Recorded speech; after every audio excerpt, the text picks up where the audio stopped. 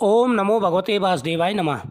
स्वागत है आप सभी का मेरे यूट्यूब चैनल पर। आज मैं आपको भगवान शिव के एक परम भक्त की कथा सुना रहा हूँ। इस कथा के सुनने से सभी कष्टों का निवारण हो जाता है।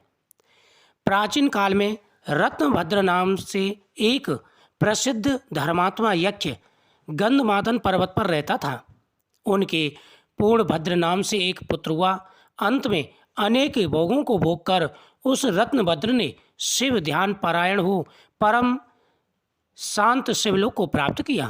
पिता के शिवलोक चले जाने पर पूर्णभद्र ने संतोषहीन होने से अपने भार्या कनक कुंडला नाम की यक्षिणी से कहा, प्रिय, मुझे पुत्र के बिना ये राज्य और महल आदि सब शून्य मालूम होते हैं। कनक कुंडला बोली, प्राणनाथ, आप ज्ञानवान पुत्र के लिए खेद क्यों करते हैं? यदि यही इच्छा है तो बेटे से मिलने का उपाय करिए। इस जगत में व्यवसायियों को क्या दुर्लभ है। जो प्राणी प्रारब्ध के भरोसे रहता है वह निसंतान रहता है, क्योंकि अपना किया हुआ कर्म ही प्रारब्ध है और कुछ नहीं। इस कारण प्रतकार प्रारब्ध को शांत करने के लिए सभी कारणों से भी कारण रूप में भगवान शिव की शरण में जाना चाहिए। यदि आप संतान चाहते हैं, श्रेष्ठ संतान चाहते हैं, तो भगवान शिव की शरण में चलना चाहिए। अपनी पत्नी की बात सुनकर यक्षराज ने गीतवाद से भगवान शिव का पूजन कर पुत्र की अभिलाषा पूर्ण की। उनका नाम हरिकेश पड़ा। पुत्र होने की अनुभूति से उसने अनेक दान पुण्य किए। जब हरिकेश 8 साल का हुआ तभी से वह खेल में धूली बालू का शिवलिंग बनाकर तृणादि दुर्वा से उनका पूजन किया करता था और अपने साथियों को शिव नाम से ही पुकारता था। वह रात दिन हे चंद्रशेखर, हे भूतेश, हे मृत्युंजय, हे नीलकंठ आदि पवित्र नामों का उच्चारण करता था और मित्रों को प्रेम करते बार बार इन नामों से ही बोलता था, क्योंकि भगवान शिव के आशीर्वाद से वह प्राप्त हुआ था, शिवांश था। उनके कान के नाम के अतिरिक्त अन्य किसी को ग्रहण नहीं करते थे। वह शिव मंदिर को छोड़कर किसी और जगह नहीं जाता था। उसकी आंख शिव के अतिरिक्त और कुछ देखने की इच्छा ही नहीं रखती थी। उसने स्वप्न में भी भगवान शिव को ही देखा था। हरिकेश की यह स्थिति देखकर उसके माता पिता ने उसे गृह कार्य में लगाया कि कई चेष्टाएं की, उस पर कुछ भी असर नहीं हुआ। अंत में हरिकेश घर से निकल गया। कुछ दूर जाकर उसे भ्रम हो गया और वह मन ही मन कहने लगा कि हे शंकर, जाऊं कहाँ जाऊं? मेरे रहने के लिए कोई जगह नहीं है। मेरा कल्याण कैसे होगा? उसने अपने मन में यह विचार किया, जिसका कोई ठिकाना नहीं उसका काशीपुरी ही ठिकाना है। इस प्रकार पुष्टि कर वह काशीपुरी को गया। जिस अभिमुक्त क्षेत्र में पंच भौतिक देह त्याग कर प्राणों की शिव रक्षा करते हैं, ऐसे तपोवन में जाकर के वह भगवान शिव की तपस्या करने लगा।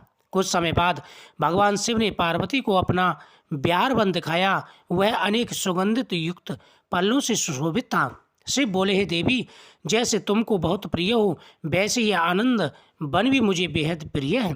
मेरी कृपा से इस आनंद वन में मरे हुए को जन्म मरण का बंधन नहीं होता, अर्थात वह फिर संसार में नहीं आता। पुण्यात्मा के कर्म बीज विश्वनाथ की प्रज्वलित अग्नि में जल जाते हैं, उसी से फिर वे गर्भ में नहीं आते। काशीवासी लोगों के देहांत समय में ही तारक ब्रह्म ज्ञान का उपदेश देता हूँ, जिससे वे उसी क्षण मुक्त हो जाते हैं। कलयुग में विश्वनाथ देव के दर्शन, पूजन, काशीपुरी, भागीरथी, गंगा आदि का सेवन तथा सतपात्र को दान विशेष फलदायी होता है। हे देवी, काशीवासी सदा मुझ में ही बसते हैं।